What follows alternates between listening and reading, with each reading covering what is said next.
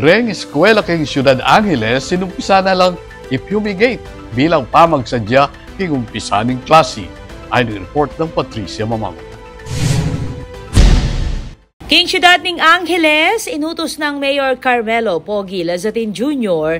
ing pamag-fumigate kareng pampublikong elementarya bilang parti ning Brigada Eskwela at pamagsadya king pamamuklat ning klase. Gewa na mo naman ng city government ing 4S kontra dengue o ing search and destroy, self-protection measures, seek consultation and say yes to fogging king oras ning outbreak. Agpangkang Mayor Lazatin, kailangan kanong siguraduan na ligtas na ring magaral at maging ring mestra king dengue bayo pa man mamuklating klase. Bala-balaos naman ng fumigation karengaliwa pang pampublikong eskwela king Ciudad.